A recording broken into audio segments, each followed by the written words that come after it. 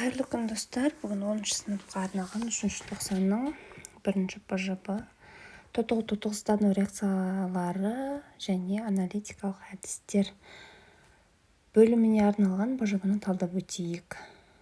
Кеттік. Бірінші сұрақ. Тотығу дәрежесі ауыспалы элемент атомдардың сипаттамасын формулалармен сәйкестендіріңіз. Сіздерге тотығу дәрежесінің өзгеруі, тотығу дәрежесінің өзгеру формулалары, соны сәйкестендіру керек, бірін-біріне табу керек. Қайсыған сай екен. Ал кеттік. Тотығу дәрежесі жоғары атомдар. Тотығу дәрежесі төмен атомдар, тотығу дәрежесі аралық атомдар. Бірінші, екінші, үшінші нұсқаға қарап өтейік. Біріншісі, бізде тотығу дәрежесі аралық болып тұр.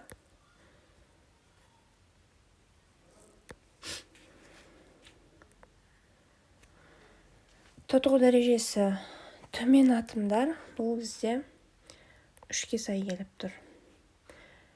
Және жоғары атомдар, демек 2-ге сай келеді. Берілген реакцияларды электрондық баланс әдісімен теңестіріңдер дейді. Жақсы, алдымен төбесінде иондарын жазып шығайық. Калий бізде +1, марганец +7, О бізде -2, H +1, -1. Енді марганец +7, марганец +2-ге ауысып тұр мұнда. Хлор мұнда 0 болып тұр. Түсінікті? Енді мұнда хлор өзгерген. -1-ден 0-ға. Хлор -1, -1, хлор 0. Енді қайсы тотықтырғыш, қайсы тотықстандырғыш екенін анықтаймыз. 7-ден 2-ні аласыздар, 5 болады. -1. Так, мұның алдында 2. Себебі хлор 2 ғой. Неге мен хлор деп жаздым? Хлор 2. Осы бізде -2, -0, -2 болады. 2, 5. Кеттік жазайға қарай. 2 марганец +10 хлор. 2 марганец +5 хлор 2.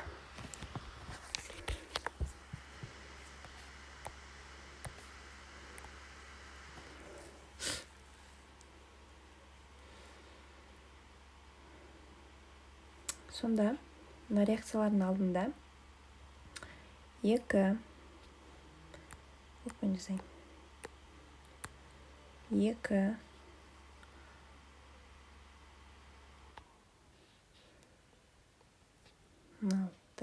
калий хлордың алдында 2 болады. Марганец хлор 2-ның алдында да 2 болады. 5 және мұнда 8 болады. Түсінікті? Келесі электрондық иондық баланс әдісінің электрондық баланс әдісінен айырмашылығы. Электрондық иондық және электрондық баланс әдісімен. Бұл жерде енді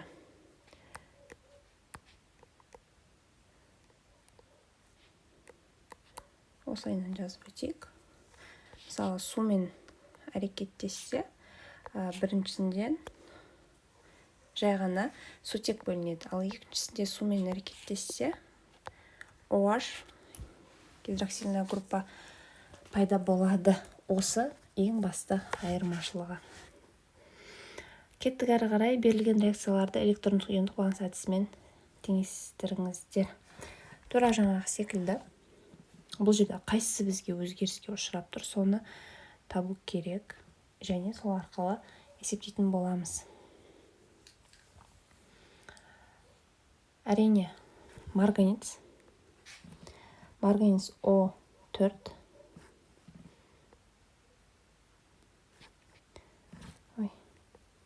марганец O4 бұл -1 дәрежеде, H + 1.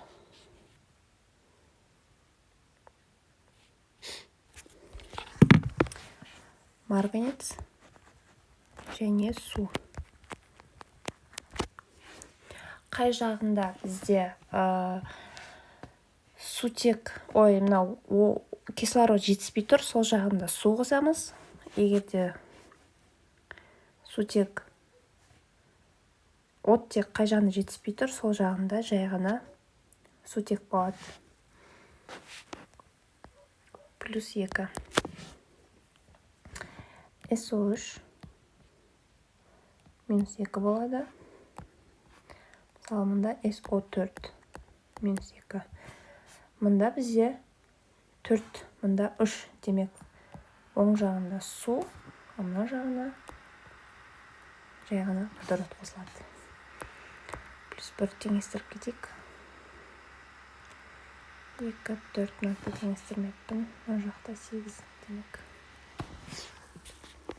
Енді иондардың барлығын алатын болсақ, бізде мұнда 5, мұнда -2.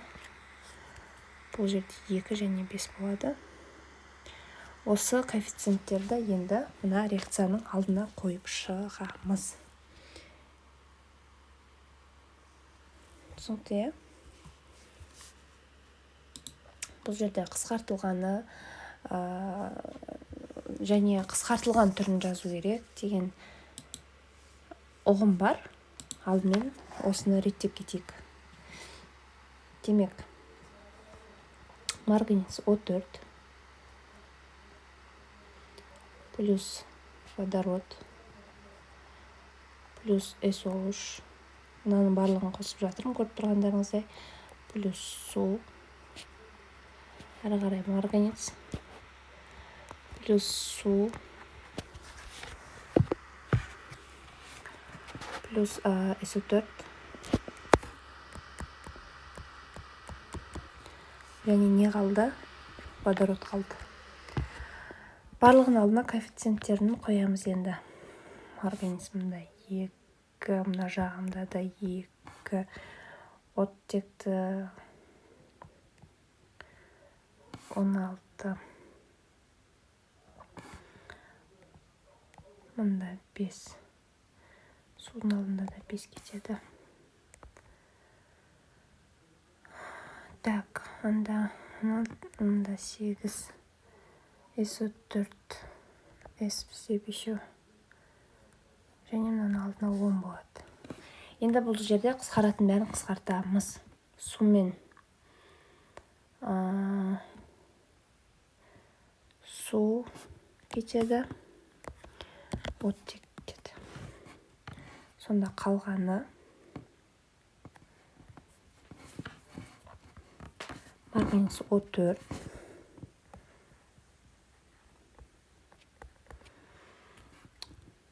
6 водород қалды, 5 SO3 қалды, мұнда 2 марганец,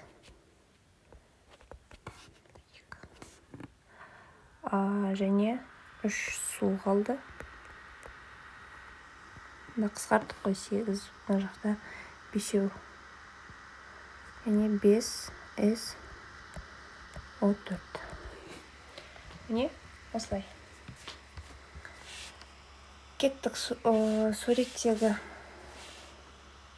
берілген процесстерді пайдаланып мына берілген реакцияны тоқ түзуші реакцияның теңдеуі бойынша гальваникалық элементтің сызба нұсқасын құрастырыңыздар.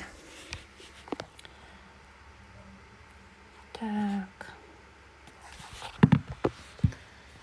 Жақсы, бізге берілген феррум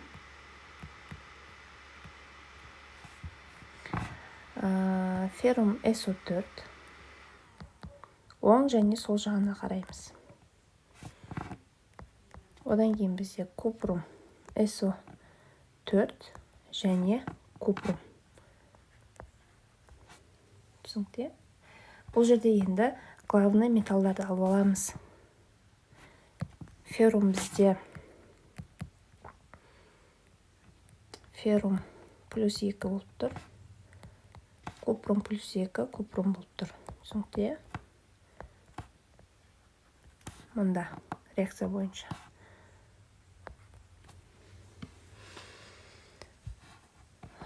Осыны жазу өтегенді. Анотта, катодта феррум бізде нулевой. Феррум 2 плюсқа ауысты. Плюс 2-ге купрум плюс 2-ден купрум 0-ге ауысты.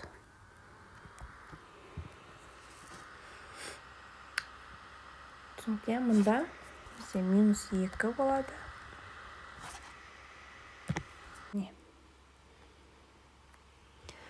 Түсінікті? Осы бізде гальваникалық жаңағы нұсқамыз. Ары қарай берілген реакцияның стандартты электр қозғалтқыш көрсеткішін есептеңіз дейді. Бұны есептеу үшін бізде арнайы формула бар. Сол формулаға салып отырып есептейміз.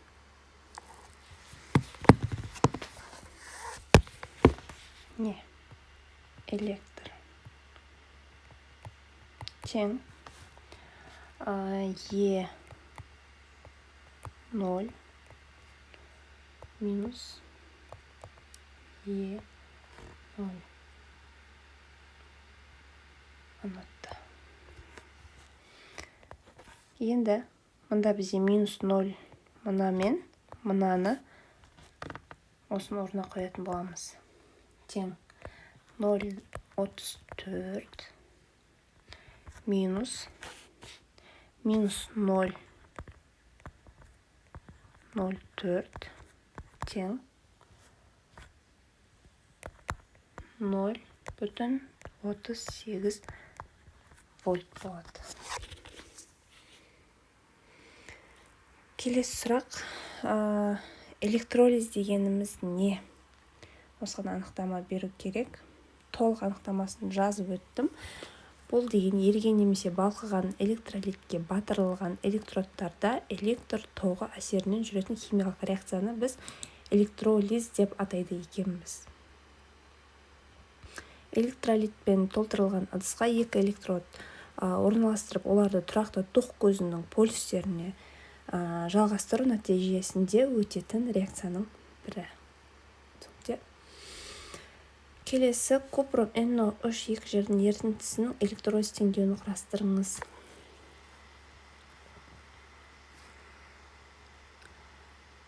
Жақсы, бүгін біздің суретіміз жауабымыз тек қана сурет салумен болады екен. Купрум NO3 жазайық.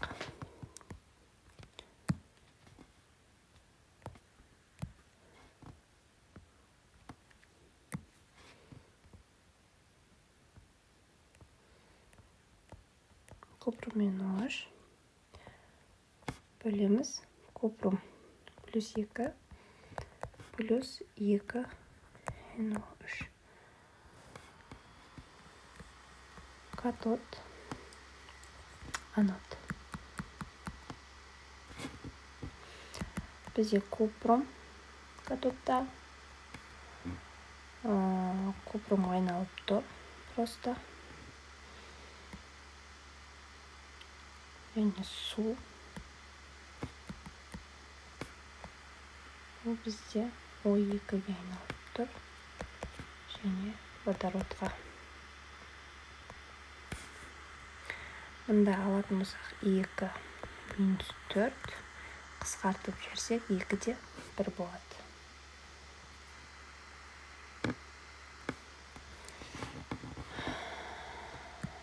Екі купрум плюс 2H2O 2 купрум плюс O2 плюс 4H болады. Толық реакцияны жазатын болсақ 2 купрум NH 2 жерден плюс су электролитінде 2 купрум плюс O2 плюс HNO3. Түсінікті? Келесіне мән берейік, жазып алыңыздар. Мырыш хлоридінің ерітіндісін электролиз дегенде анодта 13,144 литр хлор бөлінеді. Қалыпты жағдайда катодта 31,2 грамм мырыш алынады. Хлордың шығымын толық деп есептеп, мырыш шығымын анықтаңыздар. Жақсы, ең алдымен біз количествосын тауып алуымыз керек.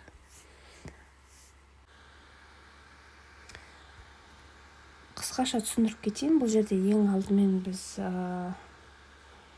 количествосын тауып аламыз, қанша моль екенін. Сол арқылы есептейтін боламыз. Ол үшін біз қалыпты жағдайға 13,44-ті қалыпты жағдайға бөлеміз. Сондықтан сол кезде бізде хлордың жаңағы количествосы белгілі болады. Хлор 2.